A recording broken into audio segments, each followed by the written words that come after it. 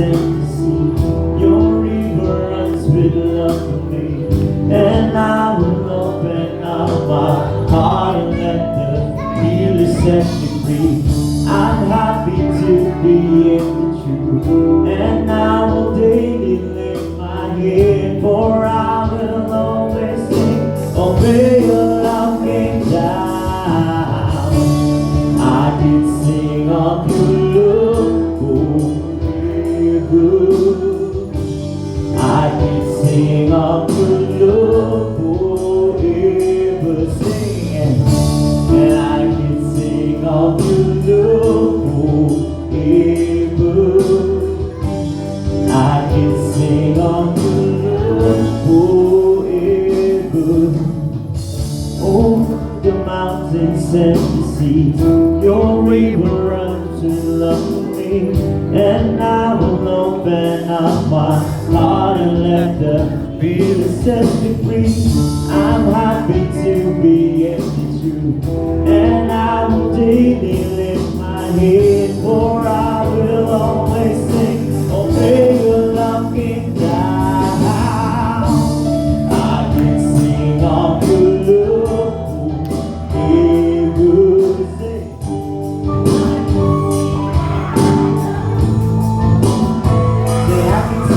can sing of your love.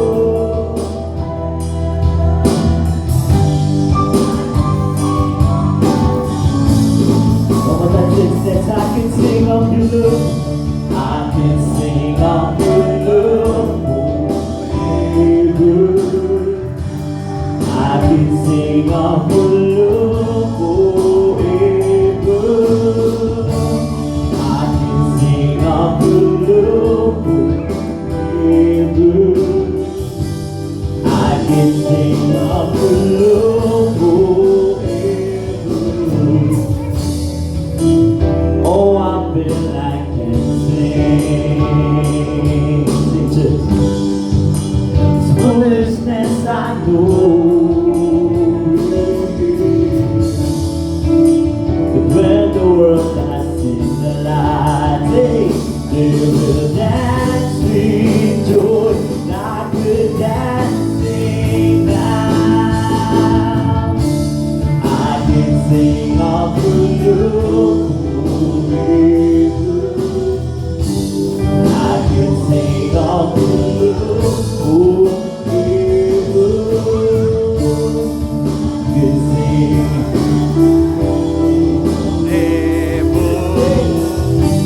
I can sing of your love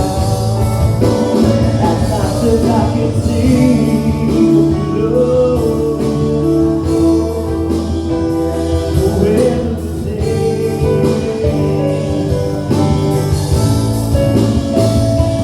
I can sing of your love forever. I can sing of your love.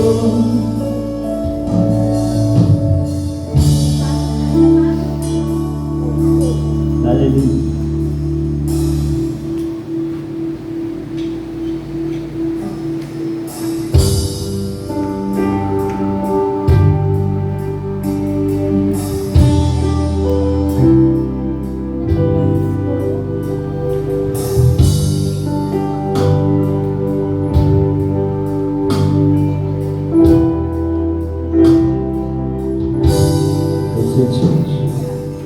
Please, what have you done?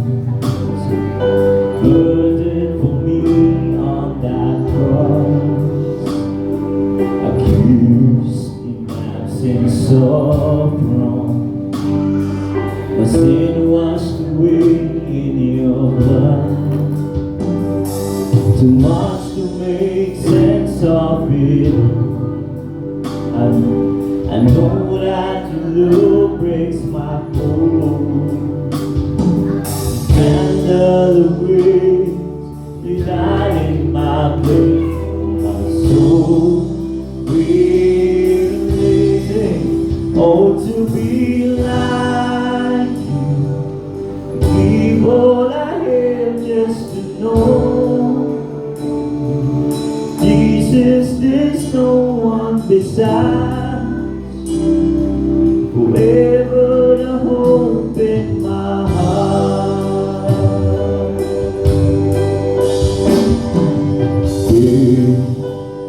Where is your strength? Your power is as good as my sin. The cross has taught me to live, and mercy my heart now to sing. The day and its trouble shall come. I know that the strength is enough. The candle of grace united my faith, my soul will live and know to be like you. I give all I have just to know Jesus, there's no one besides you. Forever I hope in my heart. Oh, to be like you, I give all I have just to know Jesus, there's no one besides you. Forever I hope in my heart. And it's all because of you, Jesus. It's all because of you, Jesus. It's all because of your love that my soul will live. Oh, it's all because of you, Jesus. It's all because of you, Jesus. It's all because of your love that my soul will live. Oh, to be like you, give all I have just to know you. Jesus, there's no one besides you. Forever hope in my heart. Jesus, oh, to be like you. Give all I have just to know you. Jesus, there's no one beside. Forever to hope in my heart. Yes, Jesus, we pray. Panginoon, ang po ngayong araw ay manifest sa mga buhay namin ngayon. Panginoon, sa kinabukasan sa habang buhay, Panginoon. Maraming salamat po sa tinapos mong gawa sa skandalo ng iyong biyaya, Panginoon. Maraming salamat. In Jesus' name we pray. Palakpakan ulit natin ang ating Panginoon. Hallelujah.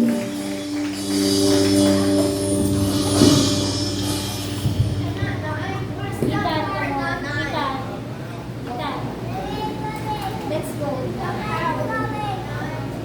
Maria, Sunday school. One.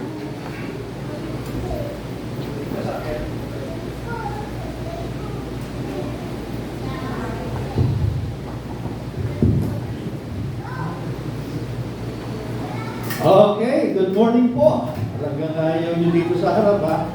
Sa Christmas party, wala rin pupunta dito sa harap ha. At mauna yung mga nasa harap na bibigyan.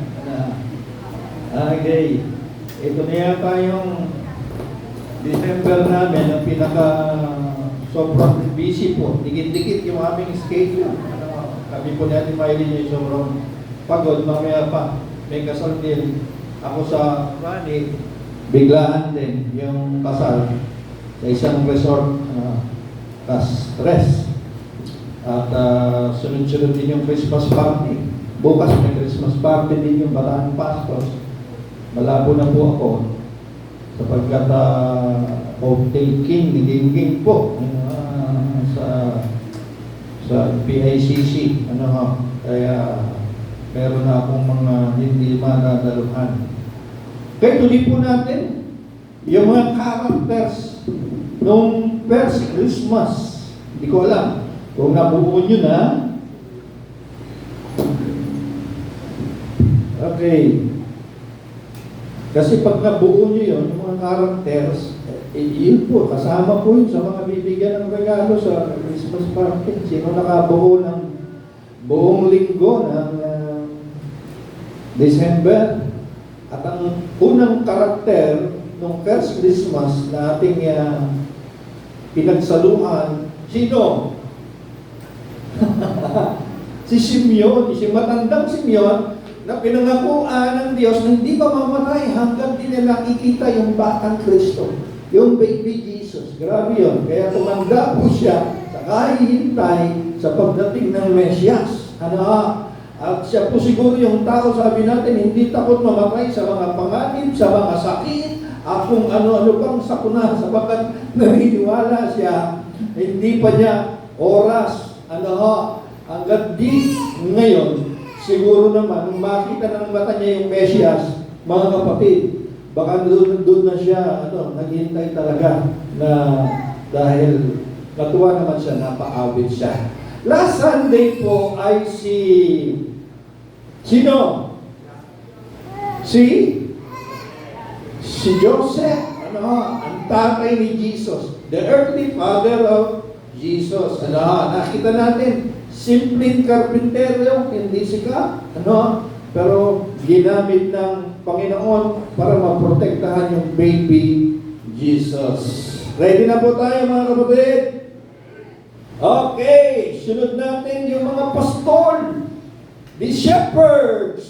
Alam niyo po sa picture ng nativity ba yun? Sa meron yan sa tulay ng pilar, palagi meron doon.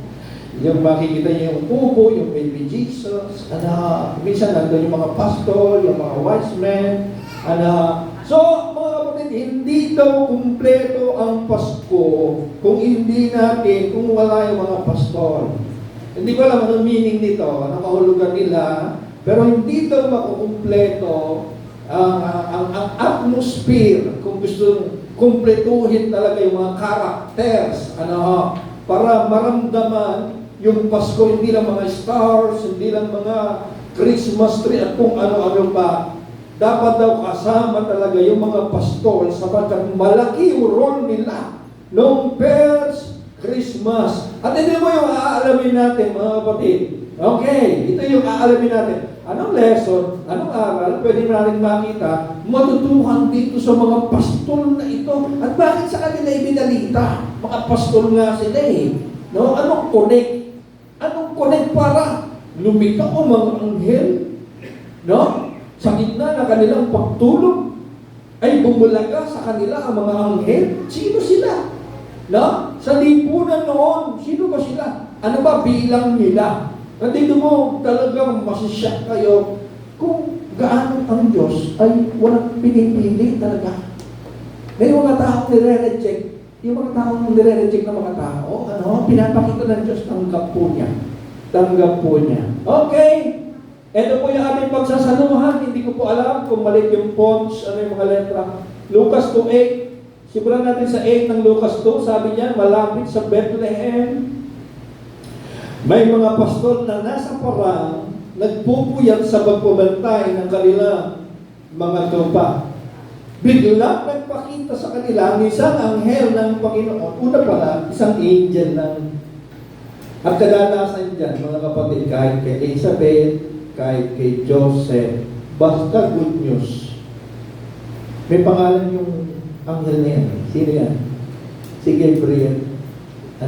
Kasi dalawa ang archangel si Michael at si Gabriel.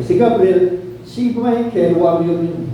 Si Gabriel, mga kapatid, ay palaging tagadala ng good news yan. Pag lumitaw sa inyo si Gabriel, may lumitaw na Gabriel sa inyo, mga kapatid. May dalang mabuting balita po yan, kapatid. Biglang nagpakita sa kanila ang isang anghel ng Panginoon, nagninig sa paligid nila. Nakasisilang na liwanag ng Panginoon, ganun na lang ang pagkatakot nila. Pero sinabi sa kanila ng anghel, huwag kayong matakot dahil naparito ako upang sabihin sa inyo ang magandang balita na magbibigay ng malaking kagalakan sa lahat ng tao. Paborito ko to yung sinasabi, yung balita nila magdadala ng great joy, malaking kagalakan. Kasi every time na ito po'y mababasa po, no? Kasi totoo siya talaga Amen? Kayo, ano pinakamasayang buwan ng taon nyo? Huwag na tayo magplastikan, lahat tayo Disyembre. Kahit na buwan ng birthday mo, ay naniniwala ako, mas marami kang natatanggap kapag ka Disyembre. Amen? At mas masaya ang pakiramdam kapag December. Hindi natin alam, pero talagang ang anghel na ito, natupad yung kanyang sinabi, na yung mabuting balita sasabihin niya sa mga pastor, magdadala ng great joy, malaking kagalakan sa buong mundo. Mga kapatid, magdadala ng malaking kagalakan. At hanggang ngayon, tuwing Disyembre, natutupad po yan. Amen? Hindi lang sa atin, kundi sa buong mundo, mga kapatid. Kasama na yung mga walang Pasko. Yung mga walang Pasko, kunwari lang yan. Yung mga nagsasabi, sige, dadaanan po natin yan. Yung mga walang Pasko, nagpipigil lang po yan. Nagpipigil lang yan, pero ang totoo, masaya din yung mga yan. Ang hirap yata, pigilan yung sarili mo sa saya, kung ang isang okasyon ay hindi lang isang araw. Biruin mo yung Pasko, pagtuntong pa lang ng bell, pagtuntong pa lang ng bell, lalo na kapag December na. Okay, tuloy natin. Sapagkat, ito sabi ng angel, sapagkat isinila ngayon sa Bethlehem, sa bayan ni Haring David, ang inyong tagapagligtas, ang Kristo, na siyang Panginoon. Ito ang palatandaan upang makilala ninyo siya. Makikita nyo ang sanggol na nababalot ng lampin at nakahiga sa isang sabsaban. Pagkatapos magsalita ng anghel, biglang nagpakita ang ayun na pala, hindi kaagad maraming anghel. At napakarami talaga. Para siguro, kasi kumanta to siguro mga choir ng langit, bumaba. At napakaraming anghel, sama-sama sila nagpuri sa Diyos. Sinabi nila, puri ng Diyos sa langit. May kapayapaan na sa lupa sa mga taong kinalulugdan niya. So, kunin natin sa English. So, sabi diyan, in that region, there were shepherds living in the fields, keeping watch over their flock by night. So, lagay natin yung ating sitwasyon sa mga pastol na ito. Malalim ang gabi, kasama nilang natutulog, nagpapahinga ang mga pastol nila. Mga pastol, mga pagudto, masandal lang siguro. Pero daanan nga po natin ito. Lagi na lang ito palaging issue yan. Bigyan ko kayong konting informasyon. Laging binabatikos yan. Ano ba problema sa date ng December 25? Ano ba ang katotohanan dyan? Na hanggang ngayon ay sinasabing hindi totoong December 25 ipinanganak si Jesus. Dinaanan na natin ito sinasabi natin hindi na mahalaga ang petsa, ang mahalaga sa atin, nangyari nga. Amen? Nangyari nga na ang Jesus ay naipanganak. Amen? Yun ang importante sa atin. Hindi yung day. Pero daanan na rin natin. Baka meron kayong mga mahilig na sumalungat, na hindi naniniwala sa pensya. What is the truth about today? Kasi ito lang naman ang argumento nila. Ang mga tupa daw, kapag ganyang December, wala sa labas. Nasa kural. Kasi sobrang lamig. Sobrang lamig. Kung malamig po sa atin, sa Pilipinas, ngayon naranasan natin yung parang klimang Tagaytay, ganyan, lalo po sa kanila. Lalong malamig. At kadalasan daw, yung mga tupa ay nasa mga koral. Linalabas lang daw nila yung tupa, sa parang, sa buwan ng March, sa pagitan ng March hanggang November. Meaning, December hanggang February, hanggang Coral lang yung ano. No? Nandun sila sa kanilang mga kulungan. Nakakasunod po kayo? No? Yun lang yung argumento nila kasi sinabi nila, posibleng 20 December, malamig yun, walang pastol sa labas. Maninigas sila sa lamig. Wala rin tupa sa parang. Yan lang namang verse na yan. Yung kanilang, malay natin, matitibay sa lamig yung mga pastol na yun, na nagsilabas, especial sila, ano po. Pero sige, pagbigyan natin yung kanilang argumento. No? So, ang totoo niyan, wala naman talagang nakakaalam ng petsa ng kapanganakan. Bakit po? Bakit walang nakakaalam ng petsa? Sobra sila na-focus doon sa death and resurrection ng Jesus. So, sobra sila na-amaze, na-mangha doon sa kanyang pagkakapako sa krus, sa mga himala na kanyang nagawa, na ang mga lumpo lumakad, yung mga bulag nakakita, at hindi sa lahat yung kanyang pagkabuhay. Mga kapatid, hindi na nila alam, marami ng taon, daang taon na sa kanila naisip, yung kayang birthday ni Jesus, anong petsa kaya? Walang nakakaalam. No? Ultimo mga alagad niya, hindi alam, mga kapatid. 280 na. 280. Ibig sabihin, 200 taon na after death ni Jesus, no? May dalawang theories. Isip ko sa inyo, para talaga, there were two theories about the date. One, that Jesus was born on May 20. Oh, birthday ni inang ko to. May 20. At yung isa, ay, paano ba yan? Mga kapatid? April 20. Yan ang mga petsa lumitaw ng birthday ni Jesus. Birthday ni inang ko, tsaka birthday ko. Mga kapatid, si Mayma Daplis, 22 siya, 21 yung April. Mga kapatid, may komprador ba rito? Puro numero tayo hanggang mamaya. Kapatid, pero, na-imagine nyo na bang, na-imagine nyo ba yan? Magdiwang ng pospos. Na-imagine nyo ba yan? Yung tagapawis ng April, May, tapos may mga Christmas tree. Tapos, kumakanta ng mga Christmas carol, nangangarol yung mga bata, April, Mayo. Parang ang hirap imagine, di po ba? Parang di natin masyadong maramdaman. Amen! Ano ba? Nakakasabay kayo? Okay. No? So, December 25, ang totoong sineselebrate dyan, mga kapatid, yung Diyos-Diyosan nilang si Mitra. Kasi dami nilang Diyos-Diyosan. Diyos-Diyosan ng araw, Diyos-Diyosan ng buwan, Diyos-Diyosan ng dagat, Diyos-Diyosan ng bukid. At alam niyo ba, yung mga pagano noon, maraming Diyos. Pero si Mitra, hindi lang si Mitra, mga kapatid, marami pa. Ang Japan na sumasamba rin sa araw, may pangalan din ang Diyos nila.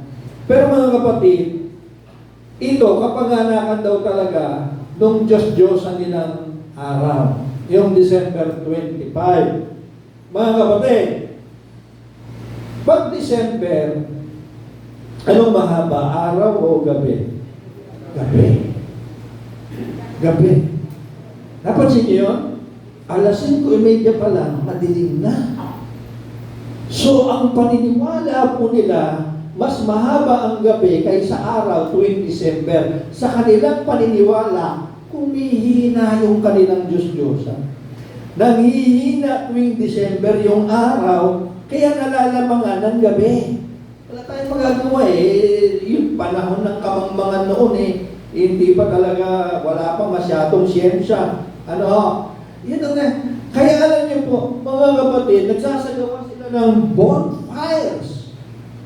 Bonfires, gabi-gabi. Bahagi yan ng kanilang celebration. At sa kanilang pagbo-bonfires, naniniwala silang natutulungan nila yung kanilang Diyos-Diyosang araw. Amen! Kasi fire yun liwanag yun, mga kapatid. No? Natutulungan nila para lumakas ulit yung araw. Kasi natatalo nga, araw pa lang madilim na. Pag kaya noon na alas 5 pa lang yata, maliwanag na. Ano, so ang haba talaga ng araw, ganito pa ganitong December. Kaya tinutulungan nila yung kanilang Diyos-Diyosang araw. Mga kapatid, ano ho, at pero kapag patapos na ang December, bumabalik na ulit. Pansinin nyo, nagpapantay na yung haba ng araw sa gabi. Hanggang sa mag-summer na, nako, mahaba na ulit yung araw kaysa sa gabi, mga kapatid. Now, dumadami yung mga Kristiyano noon, kumukunti yung pagano. No? Sa pagdami ng mga Kristiyano, kakaunti na ang may gusto doon sa Sun Festival na ginagawa nila. Siyempre, nakakilala na sila sa Panginoon. Parang ayaw na nila sa Diyos-Diyosan. No? Ayaw na nila sa Diyos-Diyosan. So mga kapatid, dahil dito, napagpasyahan nila ng Romans, ng mga naghahari noon yung Romans, at maraming bansang nasasakupan ng mga Christian, na palitan na lang na ang December 25, gawin na lamang birthday ni Jesus. Kasi marami ng Christian. Huwag nang i-celebrate, tigilan na pagsa-celebrate doon sa ating araw nila. Pero, madami pa din hanggang ngayon nagsasabing pagan ang celebration ng Christmas. Oh, meron na kayong alam. At least alam nyo na kung saan nangyari. Kaya pag may sinabi, Christmas, pagano yan. Christmas, pagano yan. Hindi yan birthday ni Jesus. Pero mga kapatid, iba, napalitan na ba? No? Para ba siyang nariting? Di ka pa masaya doon? No? Di ka pa masaya doon? Pinalitan siya na parang natakpan yung celebration ng pagano nung kapanganakan ni Jesus. Amen? So ano pa yung ano? Bigla ko nga naalala, di ba nga, alam nyo ba, na yung araw ng kagitingan, dating Bataan Day lang yan. Sino na, inabot nyo yan? Ako lang ba yung matanda dito? Mga kapatid. Kasi, mga kapatid, elementary high school na tatandaan mo ang April 9, Bataan Day lang yan. Pag tumingin ka sa kalendaryo, April 9, pula, Bataan Day lang yan. Yun lang nakasunod doon, Bataan Day. Kaya, proud Bataan lang. Binuno tumingin yung lahat ng trabaho dahil araw ng Bataan, araw ng mga taga-Bataan. April 9. Panahon ni Cory, 1987, ginawa po yan, araw ng kagitingan, close parenthesis, Bataan Corregidor. Di pa rin nabaalis. Araw ng kagitingan, 1987 po yan. Hanggang dumating yung anong date ba yan talagang dineklara na, starting 2008, the holiday was called simply araw ng kagitingan. So hindi na nila masasabi, para lang sa mga Bataan yan. Alam niyo origin yan? Ba't sa mga Bataan lang yan, mga kapatid? Hindi. Pinalitan na rin. Amen? Kuha niyo ba yung ibig kong sabihin? Pwede na akong palitan. Hallelujah. Mga kapatid. Now, alam niyo rin po ba na sa mga pastol, pala, unang ibinalita yung, kaya sinasabi ko pagkapanganak ng Mesyas na 1,000 years sinihintay na ang daming nakasulat, ipapanganak ng Birhen, ipapanganak sa Bethlehem, ang daming hula sa Old Testament. And 1,000 years, bigla na lang, ipinanganak. Pero unang nakabalita, mga pastol, ano connect doon? Ano tuntos doon ng Diyos? Amen? Sila ang una talaga nakarinig ng good news. At tingnan mga kapatid, ang good news nang galing sa mga angels, sa mga anghel. Hindi tulad ngayon, nagdadala tayo ng mabuting balita, mga tao na lang. Pero espesyal sila mga kapatid, mga anghel pa. Hindi po sa 3 pantas. Di po ba? May 3 pantas din na nakaalam ng kapanganakan ng Mesyas. Hello? Amen. Naubusan nga ng ng pagkapantas ng 3 to. Bakit? Tsamba-tsamba lang sila. Ang mga pantas, marurunong yan. Nagbabasa ng mga bituin, nagbabasa ng mga libro, nagbabasa ng panahon. Kaya nga ang guide lang nila yung tala. Sinundan lang nila yung tala. hanggang doon sa malapit na. Pero hindi dumating yung mga pastol. Tinanong nila, ang dami mapagtatanungan, si Herodes pa yung pinagtanungan. Si Hari Herodes, pwede naman magtanong sa barangay o sa munisipyo, ano? Nagtanong pa sila doon sa palasyo, sa mismong Malacanang. Kaya sabi ni Herodes, ano ka nyo? May pinanganak na hari. Ako hari Diba? Ayaw nila yung ganung naririnig, natetreten sila. Hari ng Hudyo, pinanganak. Ayun na. Tansya ninyo, anong pinanganak? Mga 2 years na. Haba ng paglalakbay nung mga pantas. Haba na. 2 years old na. Anong ginawa ni Herodes? Lahat ng sanggol, 2 taon, pababa, patayin. Para na-secure natin yung palasyo. Hirap na. Baka may pumalit pa sa lahi ko Patay lahat. Kawawa noon. Yung mga sanggol. Ganun kalupit. Mga kapatid. 2 years old pababa, patayin. Dami, grabe. Daming mga pinapatay. Ganun kalupit si Herodes ng mga kapatid. Pero sinasabi natin, maging itong mga pantas, naubusan ng pagkapantas kung bakit nagtanong pa kay Herodes. Dahil yung pagtatanong nila kay Herodes, namatay tuloy. No? Namatay tuloy. Sa kanilang pakumingan, hindi na dumaan ng palasyo No? Iniwasan na, huli na. Nalaman na ng hari. Amen? Hindi sa 3 pantas, hindi rin kay matandang Simeon. 8 days na si Jesus nung makita ni Simeon. Ito sariwa, ang limanong pagkapanganak. Bumaba yung mga angels, pinalita sa mga pastor. Hindi sa mga eskriba. Ang mga eskriba ay mga scholar yan ng Old Testament, ng mga hula. Ng libro, ng lumang tipan. Pero kinapos din yung mga eskriba para malaman yung eksaktong petsa na ipapanganak, para malaman na ipanganak na. Mga kapatid, sino ba yung mga pastor na ito? Bakit gano'n sila ka-espesyal sa langit? Walang mga pangalan. Amen? Meron ba? Yung mga pastor na bilanggit, wala silang pangalan. Wala silang pangalan. Hindi na pinangalanan, grabe. Meaning, hindi sila ganoong kasikat. Hindi sinabi ang kilalang pastor sa lugar na yun na si ganito. Hindi. Wala nga silang pangalan. Ano ba? Hindi rin sinabi kung ilan. Basta shepherds. Mga pastor. So hindi natin alam kung 3. Pero hindi sila isa. Pwede 2, 3, 4, 5. Shepherd. Mga pastor. Shepherds. Sila po, gaya ng pinag-aralin natin doon pa, mga outcasts sila. Mga outcasts. Sino yung mga sinusuka sa lipunan. Hindi kasi sila nagsisimba. Bawal sila sa templo. Kasi ubusang panahon nila sa pagpapastol. Kaya tingin sa kanila, marumi mula espiritu, kaluluwa, hanggang sa katawan po, ayaw po yung amoy nila. Nilalayuan po sila sa palengke at sa mga tao kasi bukod sa amoy po nila, mga kapatid, basta sinabing pastol pala noon, hindi mapagkakatiwalaan. Malilikot yung mga kamay. Talagang gano'n Wala silang naririnig na aral ng Diyos. Lumaki sila sa parang. Gano'n sila. Kaya ugali talaga nila magnanakaw. Gano'n talaga. Kaya yung mga pastor noon, hindi pwedeng maging saksi sa korte.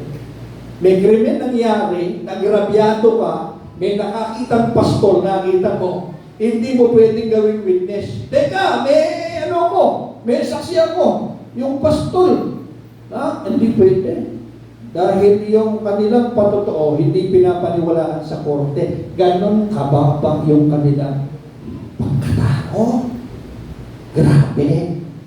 Pero sa kanila, unang ibinalita ang pagsilang ng message. Grabe Ang Diyos kapag gumawa, mapapaisip ka Mapapaisip ko, bakit kaya ginawa ng Diyos yun?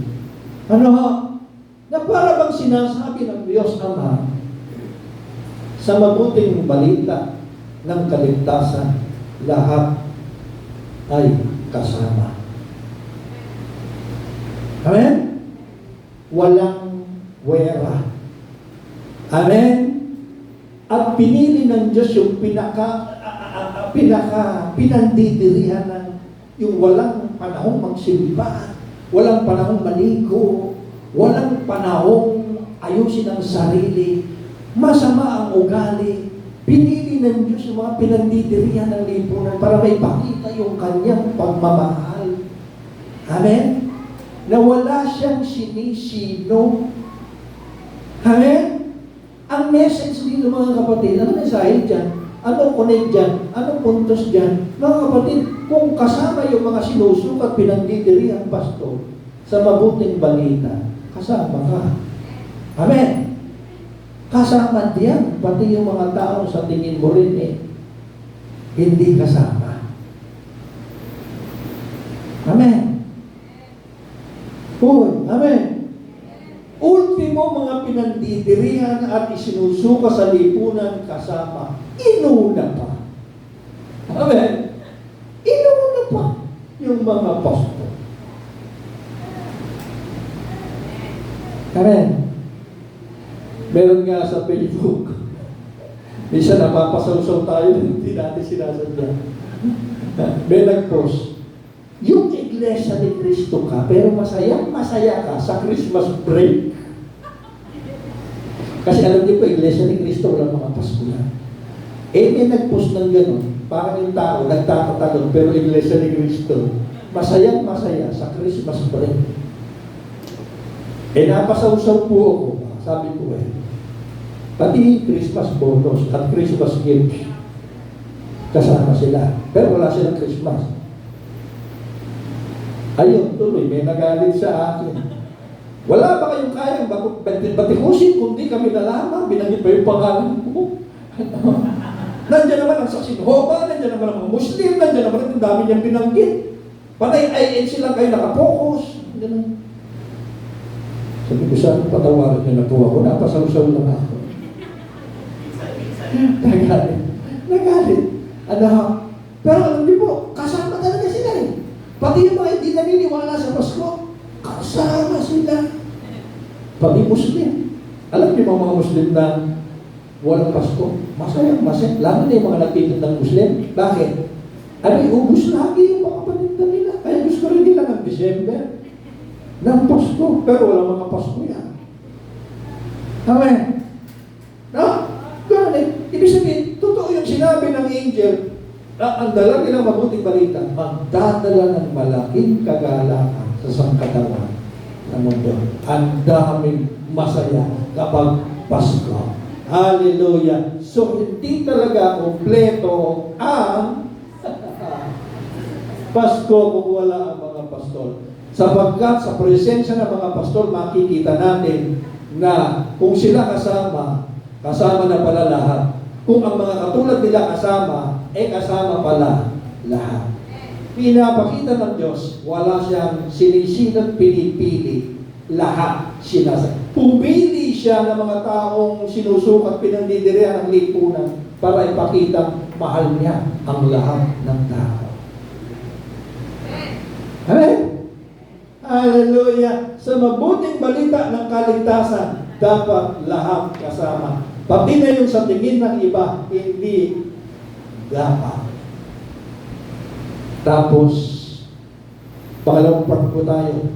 Bigla na lang lumitaw, napakaraming anghel. And suddenly there was with the angel a multitude of the heavenly host, praising God and saying, Glory to God. Ang pakapalit pa ng mga pastor na ito, makita mo yung kwan ng langit. Amen? Ako, tagal ko ng pastor, hanggang ngayon, bakarap ko makakita ng anghel, daming kwento sa anghel Daming kwento. Naniniwala kayo sa anghel? Totoo po yung mga anghel. Totoo po yung mga anghel. Meron nga tayo dito, namamakyaw ng papel Anghel, ang pangalan, kaso may utang pang 20,000, namatay na, hindi na namin masingil. Hindi namin pasilin.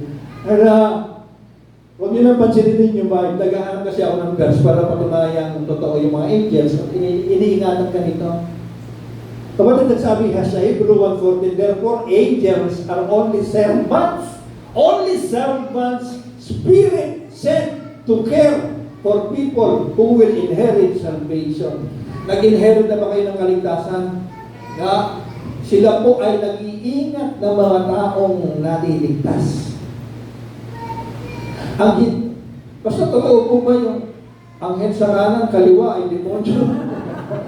Yun ang hindi na totoo. Yun ang hindi na totoo. Pero totoo na meron tayong mga angels. May mga anghel po tayo. Lakasan po ninyo ang pakiramdam nyo. Ang kapatid, magkukwento ako. Galing kami Jensen. Tuesday, umalis kami. Nag-enjoy naman ako doon. Nag-enjoy ako sapagkat first time nangyari, talaga may tinirali kami. Ay, sa ganitong oras, nandun kami, ganitong oras, palipat-lipat ng lugar, pinasyat talaga nila kami.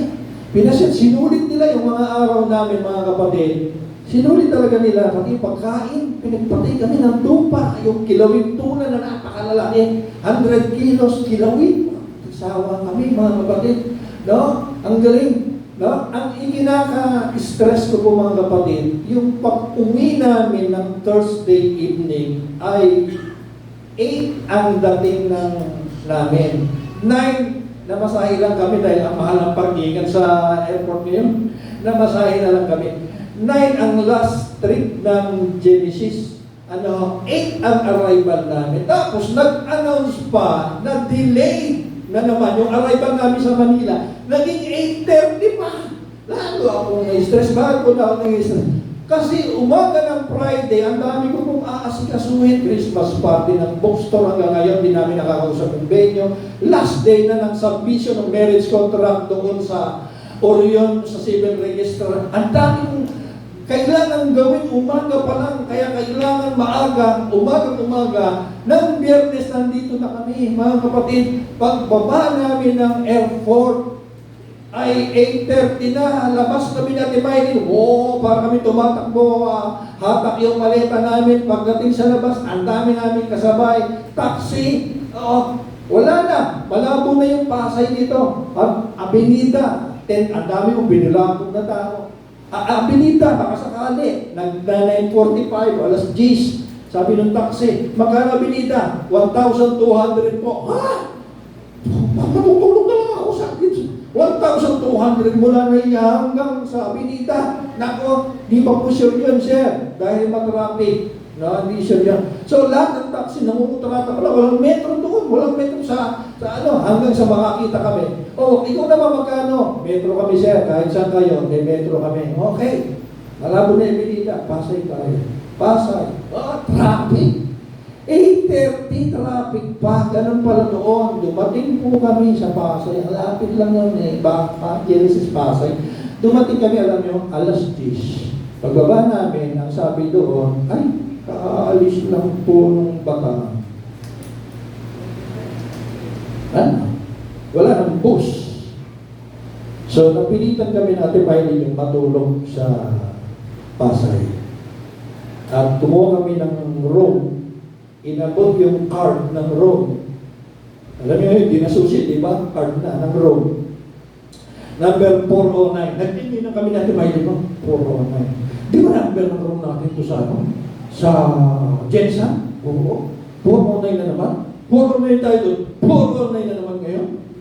Ano kaya ibig sabihin dito? 409. Ha? Ngayon, dumalay. Paglabas nyo, kubrador ang hahanapin nyo. 409? Kaya mo na, ganun. Pero alam niyo, pinatulog kami ng Panginoon na napahinga po. Siguro plano talaga ng Diyos na all is well. All is well, anak. Magpahinga kayo. Lahat matatapos nyo sa kinabukasan. Lingling po ang Christmas party ng bookstore. Kinagabihan po yun. Pero dapat kausapin mo maaga, baka hindi mo mapareserve. Mga kapatid. So, nagising po kami. 3, sumakay po kami. At pag ganun pala, na konti lang ang sakay ng Genesis pauwi.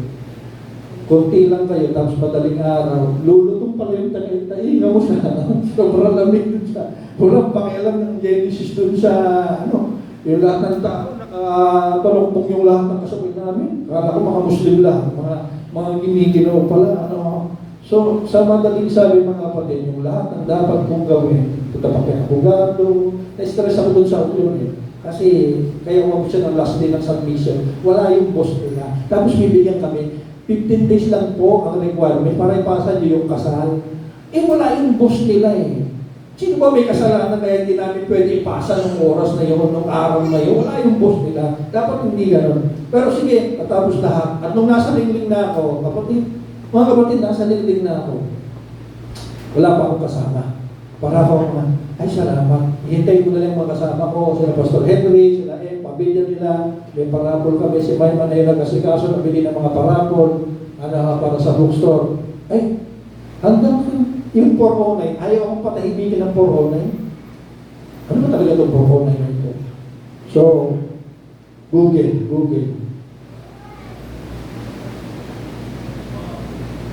Yan ang nakita ko. Lumibas.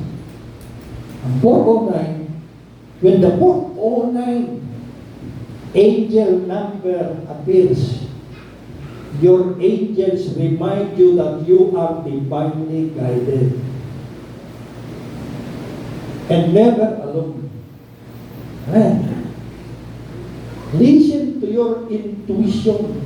Take steps each day toward meaningful goals. Trust in the significance of every coincidence and synchronicity. Have faith in where your journey is leading. Amen? Mag-isa ako dun sa pinareserve naming room sa Lingling. Wala pa sila.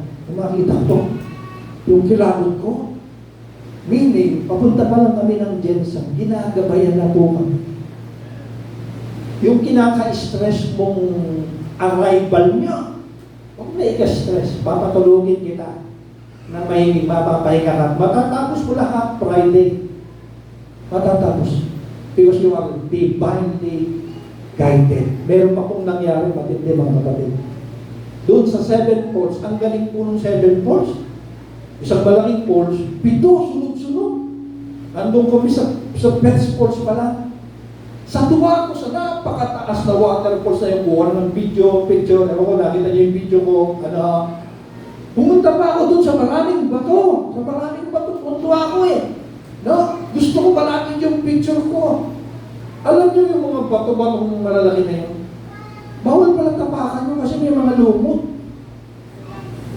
Yung pagganon ko, ang islide ko pagganon. At kita ng maraming kasamahan ko, bumalabag po ako sa mga bato. Ang bumagsak po sa akin ito, saka ito. Yung ulo ko hindi umampas sa bato. Ay, si Pastor! Pero bumangon po ako, wala akong masakit. Wala akong masakit. Pati yun, divinely guided. Kasi iniisip ko, Diyos ko po, nasa Jensen ka pa, tsaka kapatid ako sa ospital. Siyempre, pag-trip pati sa mga kasamahan mo, magdadala ng lungkot yun. Pero yung mga kasama ko, mga taga-Baguio, 77 years old, nagsisipline. Saka, zipline, 77 years old, saka nakakita ng mga, ibig sabihin, gano'n sila ka-enjoy na, mas bigla na lang magdadalaan ng lungkot sa kanila. Mga kapatid, after ng Christmas party, senior ko kaya Timayo, senior ko rin sa group namin, doon sa mga kasama namin, taga-Central Luzon, sa buong Pilipinas. Mga kapatid, nakakatuwa yung trip namin na yun. Bakit po? Ang kasama namin, pag pinag-pray, ikaw muna magpe-pray, ikawain. Gagamitin niya lingwahe niya, ilunggo. Tapos meron naman magpe-pray, Cebuano. Tapos yung isa, pinag-pray naman. Ginamit din niya yung kanyang pag-ibabengkat eh. Ginamit din niya yung lingwahe niya. Sari-sari. Hanggang sa huling araw na, nag-pray naman. Kapumpangan, taga-Tarlac. Yun, naiintindihan ko na ng konti. Lahat po kami masaya. Doon po kami, mga kapatid. Ito, ano sinasabi natin mga kapatid? Ang sabi ng mga angels, papuri sa Diyos, sa kaitaasan, sa lupa'y kapayapaan sa mga taong kinalulugdan. Kapag nakasulat tong sa mga taong kinalulugdan, nakasulat sa mga taong kinalulugdan ka ba?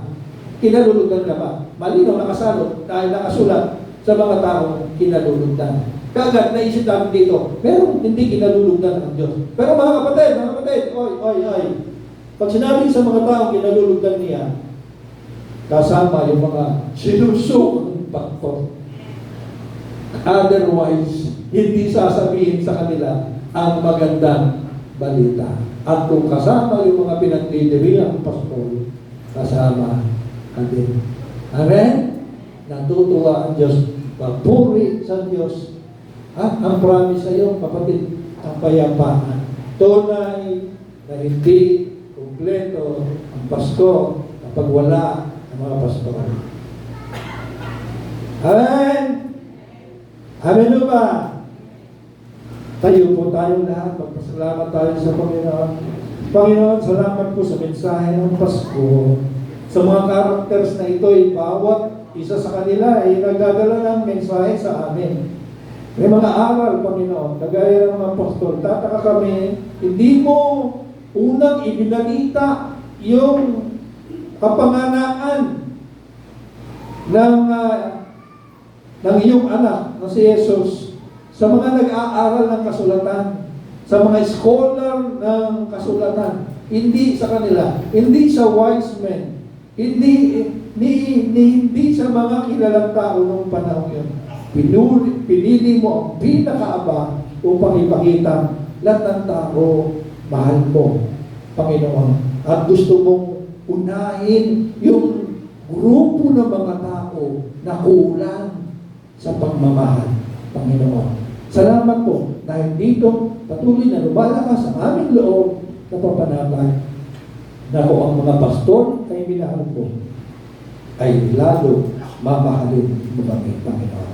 Salamat po. In Jesus' name we pray. Amen. Amen.